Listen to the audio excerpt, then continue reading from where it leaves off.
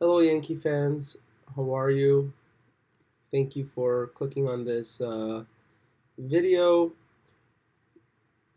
So, just tonight, the Yankees have taken 3 out of 4 from the Red Sox, which, let me tell you, it's always a good thing to win a series against the Red Sox. I honestly would have liked a sweep, but I will take 3 out of 4.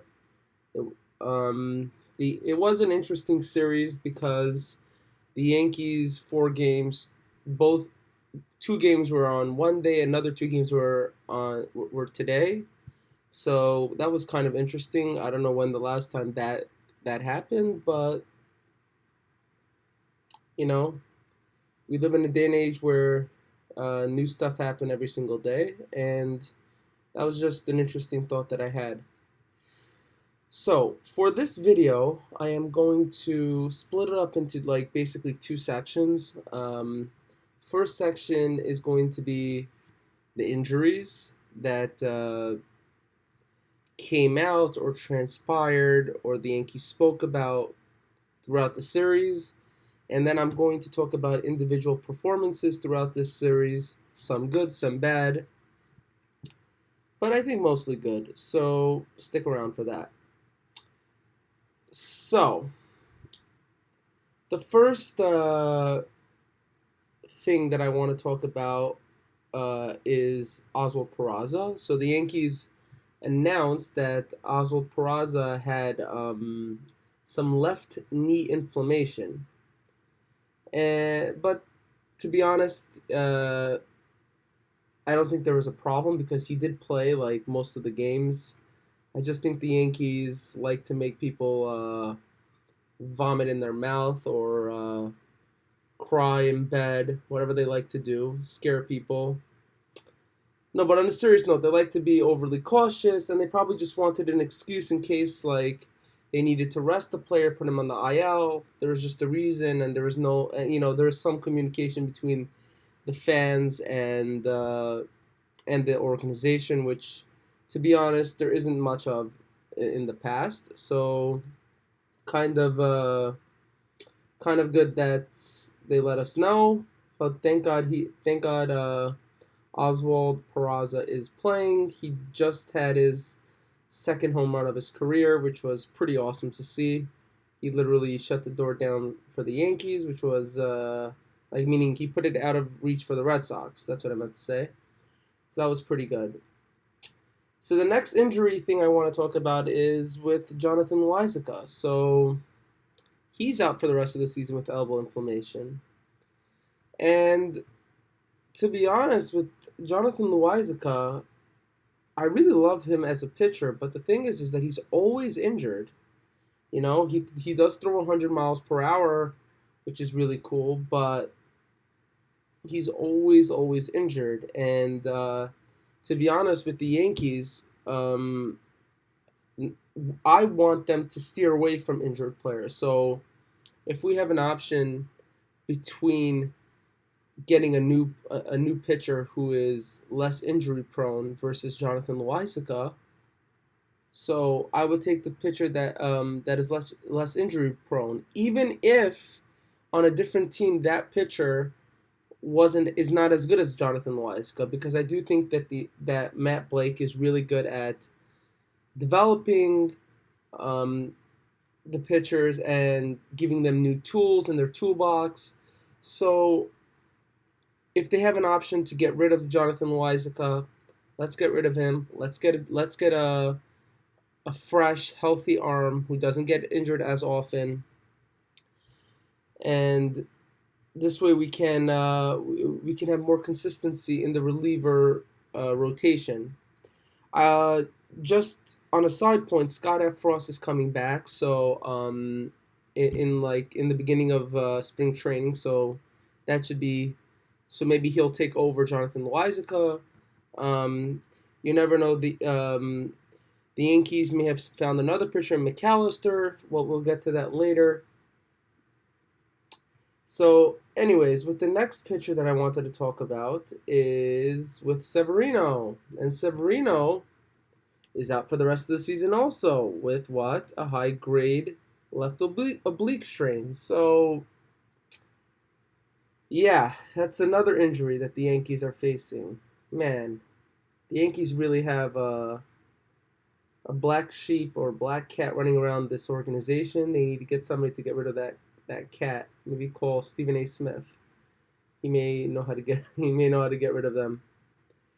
And everyone knows with Luis Severino. I've spoken about it multiple times. With Luis Severino, he is, in my opinion, when he is not hurt and has confidence, um, he's a really, really, really good pitcher. He's probably top 10 in the American League, and if not top 10 in all baseball.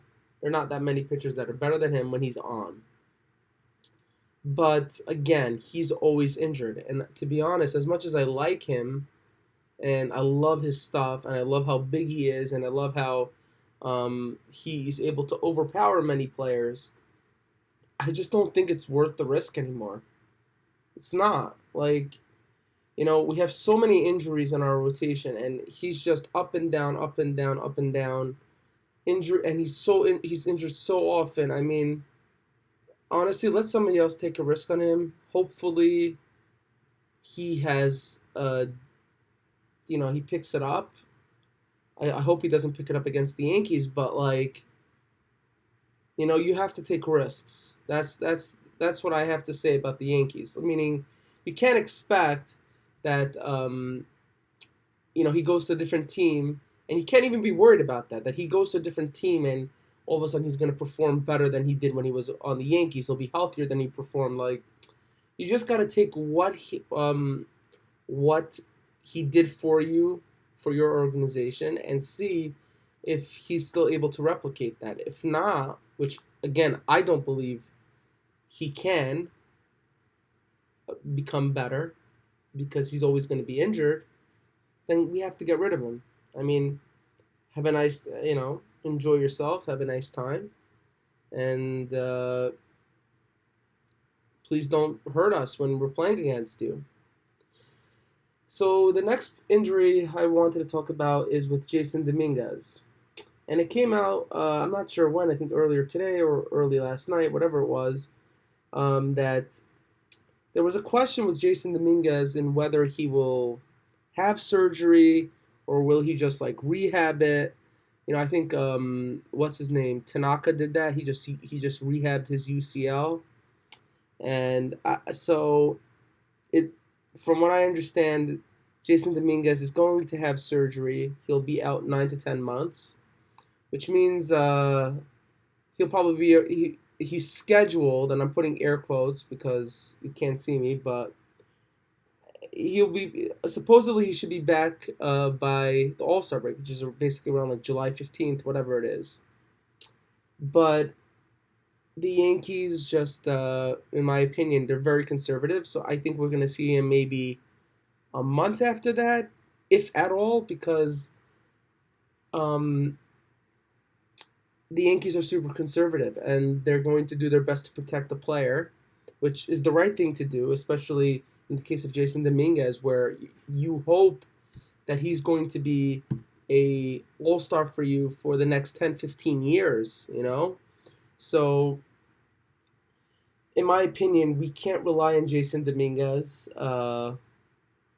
next year because the Yankees are probably going to start him in AAA. They want to see what he's doing, how the arm is faring in the outfield.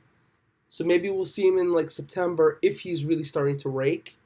But let's not hold our breaths. I just don't think that we'll see much of him for next year. Hopefully I'm wrong, and hopefully we do see him. But I wouldn't be surprised if we don't. And again, this gets into who will be the Yankees' center fielder next year. Will it be Estevan Florial, which is, I think, to people's surprise, pleasant surprise, he's, I think, playing somewhat better. Will it be Cody Bellinger? Again, the Yankees probably don't want to sign him to a large contract, and they don't want to lock him up for many years. So I'm not sure if he would even want to come here for that. So he's, in my opinion, off the table. So the Yankees are going to have to either have a makeshift um, center field position, which we just did with left field, and we saw how that turned out. So hopefully the Yankees really do have a at least a stopgap option for center field. We saw what happened when with left field this year wasn't a good thing. So hopefully the Yankees will learn from their mistakes and will get a center fielder. Um, if Aaron Judge is healthy, which I hope he gets healthy over the off season, maybe he could play center field till he comes back. But again, I don't expect um, Oswaldo. I don't expect Jason Dominguez to be back this year. So next year. So do the Yankees really want to play him for the whole entire 2024 season in center field? I don't think so because again, a lot more space to cover, a lot more ways for him to get injured. So I don't think they're going to play him there. It could be that the Yankees just use Estevan Florial as their center fielder. I mean, he's been hitting pretty well. Eyeball test. He may. I don't know. He's not hitting his home runs here, but he's quick. He can steal bases, and he could play decent center field. Although tonight, um, there was one play where Devers hit a ball literally to center field, and I really thought that um, if who's our second baseman wasn't in the way, I think he would be able to make a sliding catch. But yeah, that's a question for the GM, and hopefully the Yankees figure it out and we can go to the playoffs next year. I do want to make a suggestion. Again, I don't know who's listening. I don't know if the Yankees are going to listen, but they probably won't. But who knows? So they said they're going to bring. Hal Steinbrenner said they're going to bring an outside source to check up on the organizational philosophies, pretty much. I'm really starting to think that maybe they have to get a new. They just got to. They got to change their whole medical staff too. They should get these people to look at their medical staff because there are way too many injuries. I mean, come on. Um, Also, another thing: do the players need that much rest?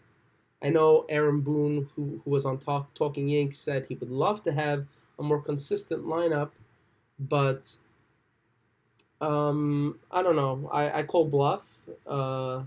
He really does like to rest his players a lot, and it's funny because for the younger guys, he is playing. He is playing them for the most part. Although the younger guys are very sporadic because they're young, but getting back to the point, the Yankees really have to look over from top to bottom their organization philosophies, and not just with analytics, but in my opinion, with their medical staff. Do they have a good person who diagnoses things? I feel like the Yankees have misdiagnosed a lot of things. Let's talk about our first baseman. Also, sorry, it's late.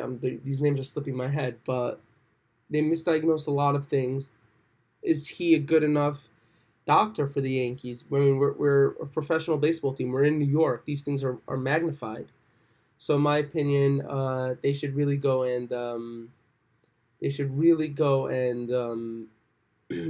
have a top to bottom look through their medical staff, and maybe they could upgrade that too. We're the Yankees. We should have the best. So now, with that being said, I really want to get to the player performances, and the person I really want to start off with is with Carlos Rodon. So Carlos Rodon, he had a very interesting start because I feel like in the first two innings, he really, really, really struggled. I don't. I think he was like at 43 pitches through the first two innings or something like that. But he did get out of it, and when I was watching, it really looked like he he really played. He had command of his pitches, although they were getting hits and uh, and they were wrecking havoc on the base paths. I think that he got back in it with his command. I mean, I think in the first inning he had three strikeouts after I don't know what it was, having first and second or whatever the deal was, and all those three Ks were like on three different parts of the plate. Like one was left, one was up, one was like in a different part of the left thing. It was really cool. I like to see that a really good pitcher not only has command of his pitches, but also locates them in places where hitters are confused. You know, you have to change eye levels, as they say. So yeah, I really like the way he pitched. Um, he did only go 5 innings, so I do hope that I don't know what the Yankees have to do with him also, but they have to. The Yankees need pitchers to go deeper into games, so hopefully he learns again from this outing, um, and he is able to go deeper into games. Now, again, I mean, there are going to be times where pitchers have bad outings, but I think with Carlos Rodon, I think he's had many bad outings. So we with the contract that we're paying him, I'm really hoping that he is more consistent because 5 years of bad starts, 5 more years of bad starts is not something I don't think Yankee fans can handle. They already have to deal with Stanton's contract. They really don't want to have to deal with Rodon's. And yeah, so hopefully Matt Blake can work his magic with him. Now, the next thing I really wanted to talk about was King. So Michael King, he threw 87 pitches today. I did like to see that he really did not want to come out of the game, although it wasn't a great start. They were hitting balls off the wall. They were again Red Sox against the Yankees will always play well, um, but he pitched in and out of trouble, and he lowered his ERA to 1.27. Uh, Again, I did like that the Yankees. I did also predict that the Yankees would add like 5 or 6 pitches. I thought it'd be around 84. At the end, it became like 87. So the Yankees were looking into his best interest, which is pretty cool. But again, we want pitchers that could go deep into games. I do think that he will probably be part of the starting rotation because Luis Severino will be gone, but the Yankees will have Garrett Cole, Carlos Rodon, and Clark Schmidt. I mean, maybe Johnny Brito, maybe Nestor Cortez. I mean, Nestor Cortez maybe put in the bullpen because they want to save his arm. So maybe they'll bring him back into the rotation deeper into the season. They won't start him off there probably. But yeah, Michael King